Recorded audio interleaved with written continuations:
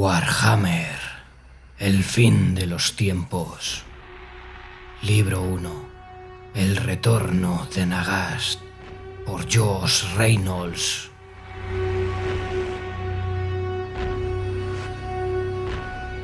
Capítulo 18. Las montañas negras, los reinos fronterizos. Manfred tosió y después giró el cuerpo para tumbarse boca arriba. Le salía humo del lugar donde había impactado el hechizo. Su capa de pieles estaba ardiendo y tenía la armadura quemada. Sabía quién lo había atacado. Lo sabía por el regusto que le había dejado en su boca la magia. Manfred se maldijo. Había esperado que el ataque se produjera antes y se había distraído con el repetitivo cántico de poder que salía de la garra y de la espada cruel. El canturreo de hechicerías ancestrales lo había arrullado y ahora estaba pagando el precio. Su atacante enfiló con paso seguro hacia él y se apartó la capa con una elegancia arrogante. Calculo que Anark ya habrá hecho su parte, el muy idiota. Sabes que fracasará, ¿verdad? Y Erika no le ayudará. Cuervo Demonio sabe que no le conviene meterse en medio de criaturas como tú y el Liche, dijo Marcos, que se detuvo a escasa distancia de Manfred. Una sabiduría que tú no pareces compartir con él, primo, repuso Manfred mientras se ponía de pie. Lanzó una mirada a la espada cruel que estaba tirada en el suelo y consideró sus opciones. Luego soltó un gruñido y apartó la vista del arma. No la necesitaba. Cuervo Demonio conoce sus límites como yo, solo que los míos se extienden un poco más lejos que los suyos, dijo Marcos, haciendo un parsimonioso gesto con las manos. ¿Eso significa que has elegido bando, Marcos? ¿Tienes un nuevo amo?, preguntó Manfred. Se planteó la posibilidad de realizar un conjuro, pero enseguida descartó la idea. Marcos no estaba a su altura, pero había ciertas tradiciones que debían respetarse. Marcos había lanzado su desafío y la batalla se desarrollaría como era debido, mediante un duelo con espadas. Ni por asomo, respondió Marcos. Si Anar fracasa, yo me encargaré del Liche, no temáis, añadió con un tono irónicamente ampuloso. Vuestro rival no vivirá mucho más tiempo que vos, Lord Manfred. No sabes lo feliz que me hace escuchar eso, dijo Manfred. Nunca te saldrás con la tuya, Marcos. ¿No?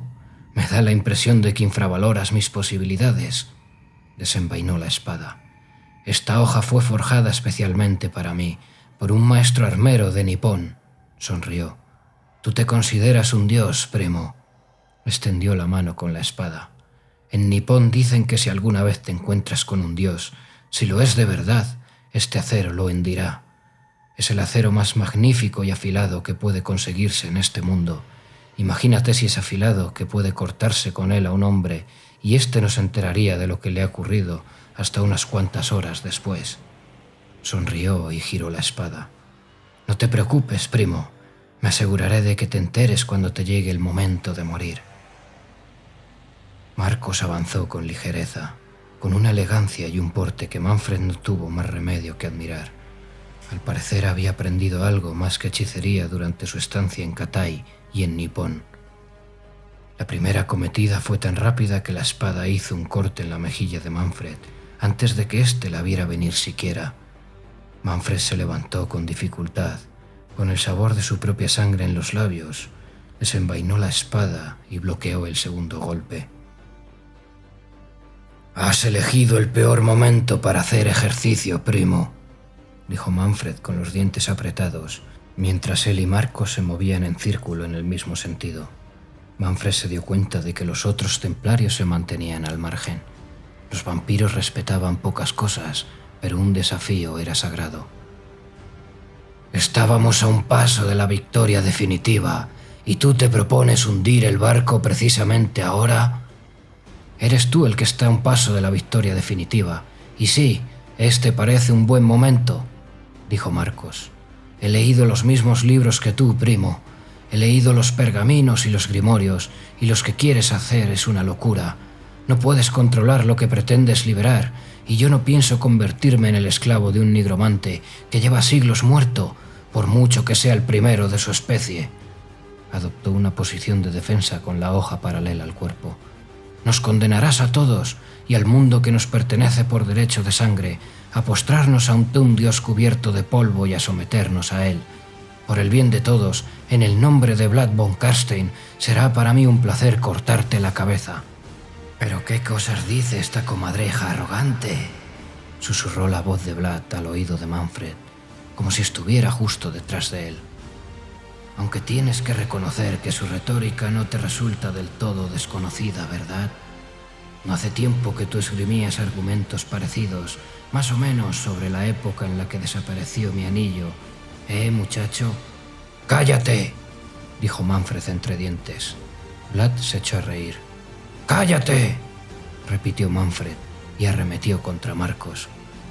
Las espadas colisionaron con un ruido que sonó como el aullido del viento, y de las hojas saltaron chispas cuando se deslizaron la una por la otra. Se separaron y volvieron a chocar. Marcos rió con socarronería, y la presión que ejerció sobre la espada obligó a Manfred a retroceder. «Me callaré cuando me corten la cabeza, primo», gruñó. «Vlad también me convirtió a mí. Mi sangre es tan pura como la tuya, y por mis venas corre el mismo poder». «¡Tu sangre!», espetó Manfred. Detuvo un golpe con la hoja de la espada, giró la muñeca para bajar ambas armas y golpeó con el hombro a Marcos en el pecho, que retrocedió tambaleándose. «Tu sangre es espuma de aguas residuales comparada con la mía. Yo nací en un palacio, primo. Nací hijo de reyes, y Vlad no me convirtió en la criatura que soy. Él solo me pulió, de la misma manera que pulieron el acero de esa espada de la que fanfarroneas». Las pulsaciones de sus venas sonaron por encima de las risas de Vlad cuando Manfred atacó a Marcos manejando la espada como si blandiera una pluma.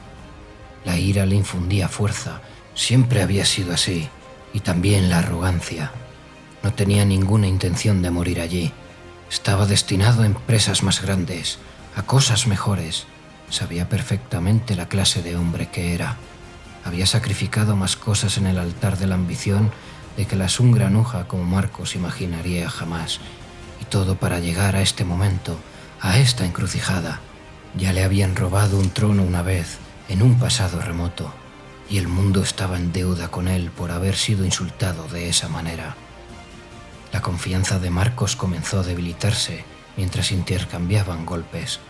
Había desaprovechado la ventaja de la sorpresa en aras de la fanfarronería.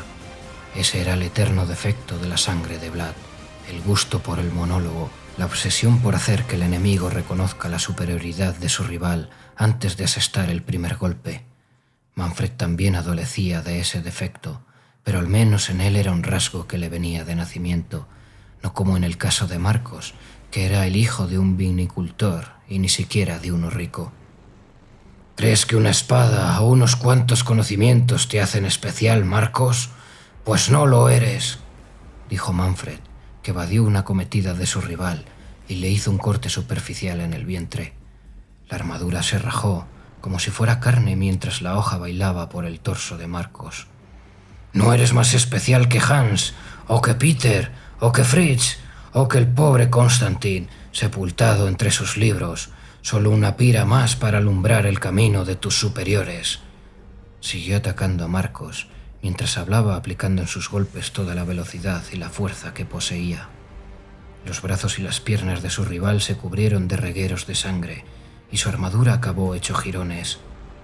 Manfred cortó ligamentos y tendones de un modo magistral e impecable, de la misma manera que un carnicero prepararía una pieza para la venta. Marcos se tambaleó y apoyó una rodilla en el suelo. Se envolvió con los brazos, todavía con la espada empuñada, tosiendo sangre y con la mano libre apretada contra el estómago. En torno a él se extendía un charco de sangre que el suelo tragaba con avidez. Sus labios comenzaron a moverse y Manfred sintió que se agitaba en los vientos de la magia. Con una sola palabra aisló a Marcos de ellos y vio que el otro vampiro abría los ojos con estupefacción.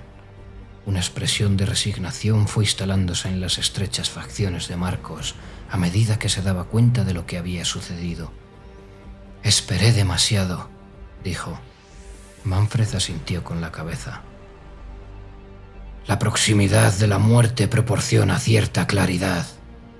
Apoyó la mesa de la espada en la barbilla de Marcos y le alzó la cabeza. Me has atacado con una espada por la misma razón por la que lo hizo Thomas hace algunos meses. Creías que eras mejor hechicero que espadachín. No, creía que estabas loco. No veo nada que me haga pensar lo contrario, repuso Marcos tosiendo. Vas a destruirnos, a nosotros y a todo lo que Vlad construyó. ¿Y para qué?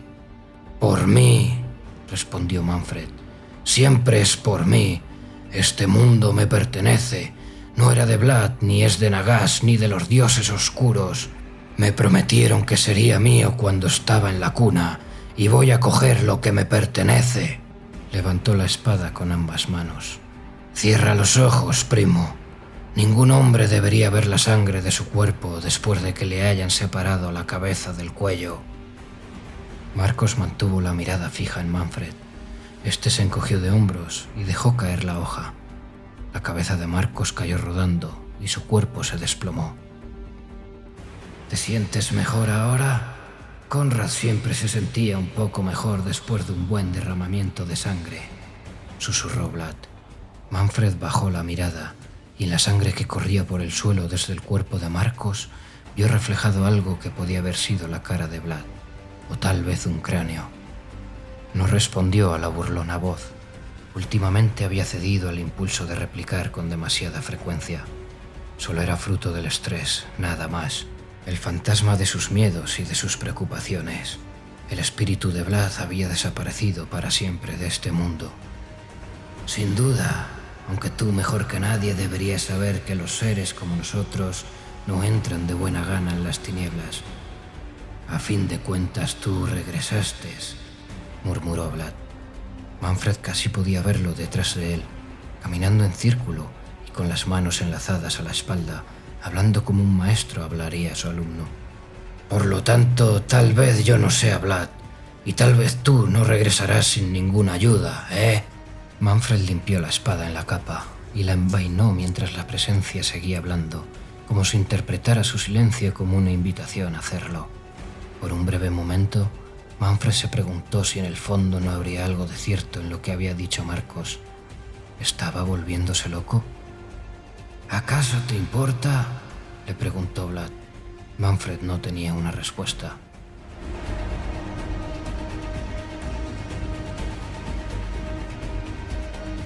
Vicherbast, las montañas grises. La ciudad se había llamado Vicherbast. Ahora no era nada. Las llamas crepitaban y los edificios se derrumbaban con gran estrépito, mientras los muertos desfilaban por la moribunda población para engrosar sus filas. Erican se quedó mirando cómo dos miembros de su orden sacaban a rastras a una mujer de las ruinas de una residencia. Los gritos de la mujer se convirtieron en gimoteos, mientras los dos vampiros se alimentaban de ella con voracidad. Erican apartó la mirada y sus ojos se toparon con Arkan el Negro, que estaba de pie sobre su carro, contemplando la obra de su magia. Tras la emboscada de los elfos silvanos en Parrabón, habían perdido la mayor parte de lo que quedaba de su ejército, incluido Krell, que se había quedado entreteniendo al enemigo, mientras Arkham y los demás huían al incierto refugio de las montañas. Erican no sabía, ni lo había preguntado, si Arkan había decidido atacar Vicherbast con la mera intención de hacer acopio de miembros para su mermado ejército o para esperar a ver si Krell se reunía con ellos.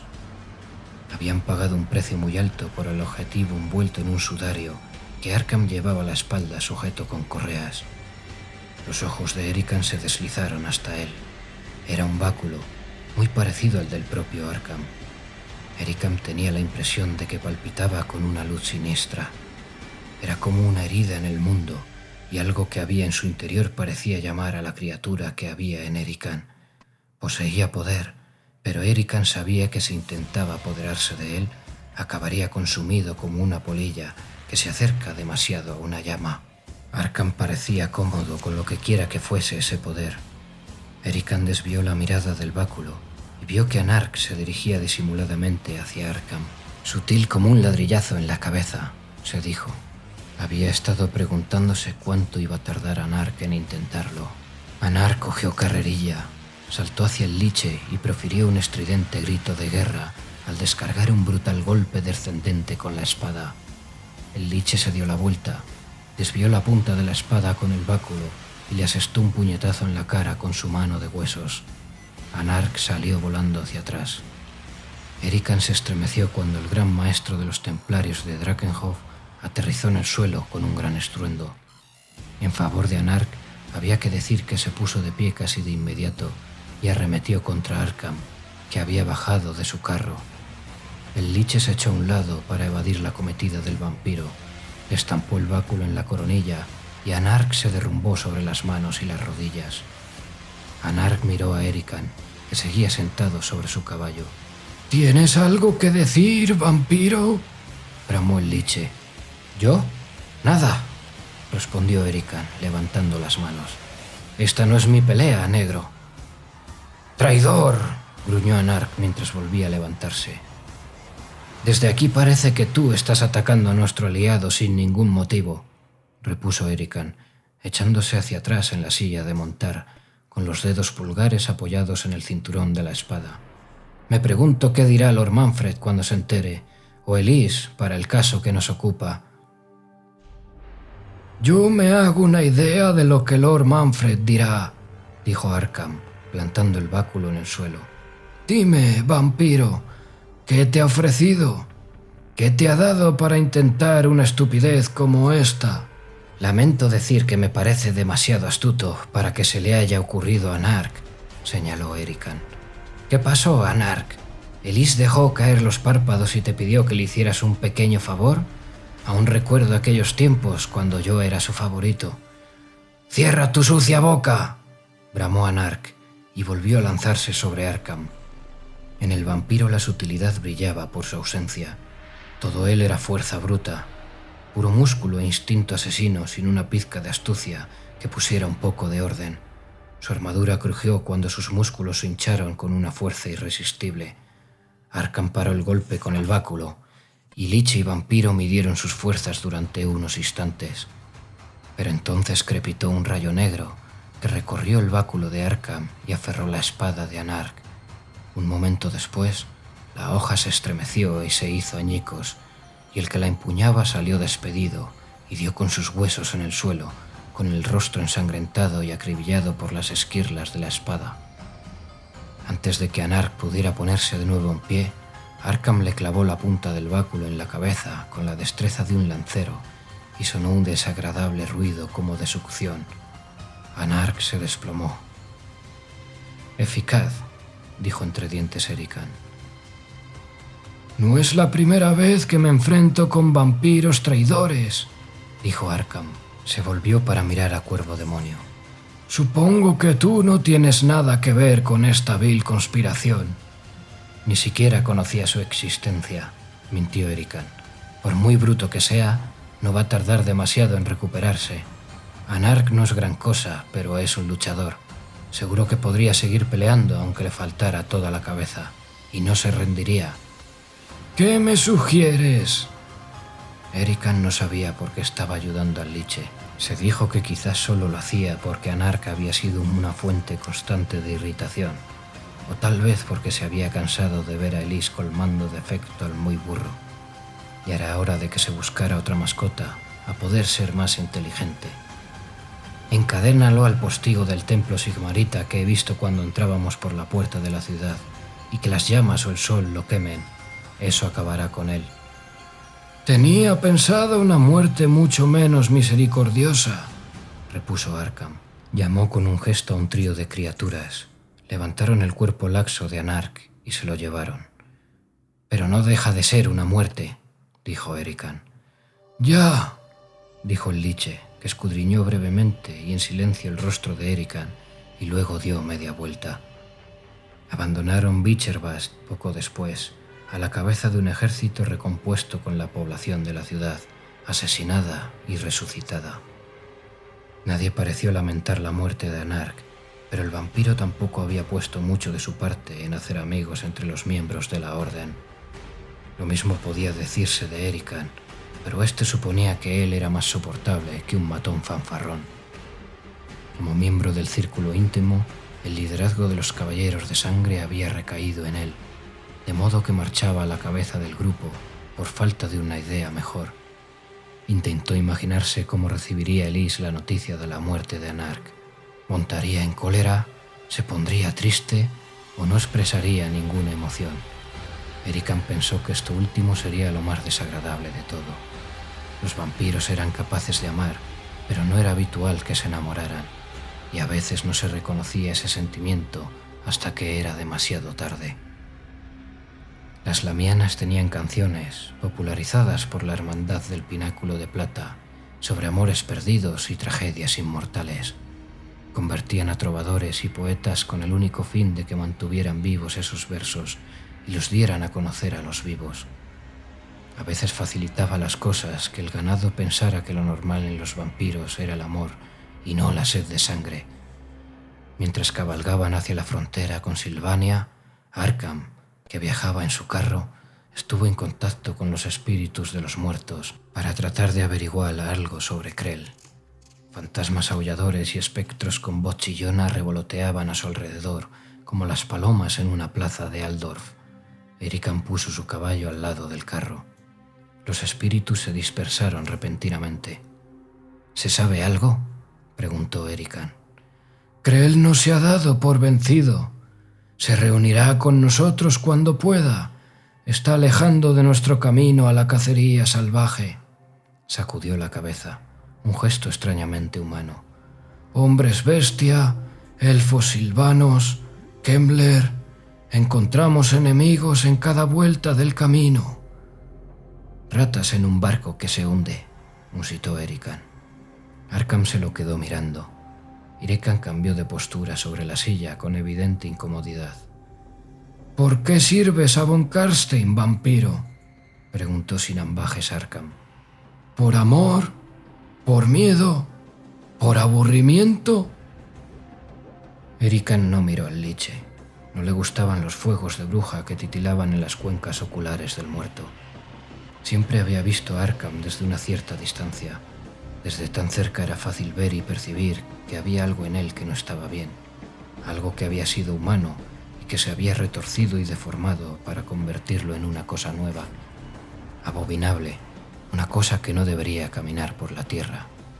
La presencia de Arkham y las energías nigrománticas puras que irradiaba su cuerpo le provocaban jaquecas, como las causadas por un dolor de dientes.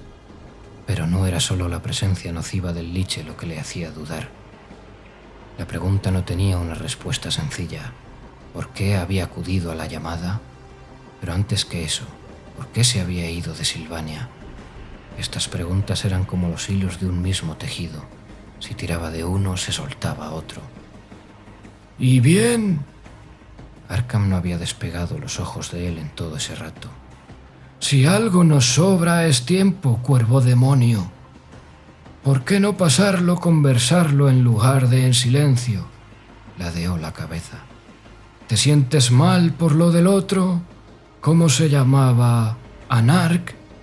El liche produjo un sonido como de traqueteo, que Erican comenzaba a identificar como su manera de suplir las carcajadas.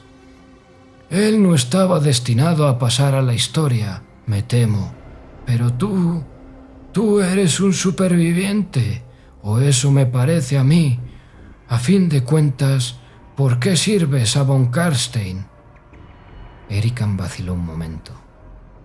Por el poder, respondió al cabo. No me refiero al poder sobre el mundo, sino sobre mí, sobre mi destino. Mientras los demás sean más fuertes, yo no seré el dueño de mi destino. Por eso estudié nigromancia.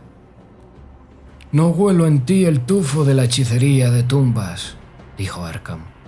Fui un estudiante terrible, dijo Erican con una sonrisa amarga en los labios. Mucho interés, pero ningún talento, así que busqué la mejor alternativa. Agachó la cabeza. Arkham dejó escapar una carcajada áspera. «Una mujer, ¿eh? ¿Qué pasó después?» No fue suficiente. Subí una montaña y cuando llegué a la cima me di cuenta de que estaba al pie de otra. Así que me marché. Se le borró la sonrisa de los labios. En mi vida no ha habido amor desde el día en que nací. Estaba lleno de rencor y necesitaba otra cosa, así que me convertí en algo peor que la muerte y me propuse robar al mundo hasta que ya no quedara nada. Pero el mundo era más grande de lo que pensaba. Alzó la vista hacia las copas de los árboles que se extendían sobre sus cabezas. Estoy harto de ser un superviviente. Estoy harto del mundo. Quiero un final y quiero ver cómo todo se hunde en mi sepultura conmigo. No quiero fuego, quiero ceniza y silencio. Quiero una noche silenciosa y eterna que se extienda de un polo al otro, desde los cielos hacia la tierra.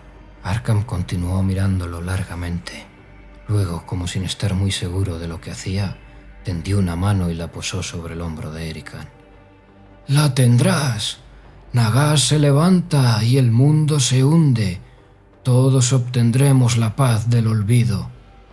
«¿De verdad?», preguntó en voz baja Erican. «¿O seremos títeres para la eternidad?». Arkham le apretó el hombro con las falanges. «No. Nagash desprecia todo lo que no sea él o suyo. Odia y teme lo que no es de su creación. Cuando cumplamos nuestro objetivo, seremos ceniza arrastrada por un viento atroz, vampiro. No seremos nada», soltó el hombro de Erican. «O eso espero». Apartó los ojos del vampiro. «Estoy cansado, vampiro, muy cansado, pero no puedo desprenderme de mi carga hasta que todo termine. Fui Taur en otro tiempo, jugué y perdí, y esta es la deuda que debo pagar». Erican no dijo nada, y Arkham guardó silencio. Continuaron cabalgando sin hablar como dos almas extenuadas, atadas por las cadenas de la noche y de la servidumbre.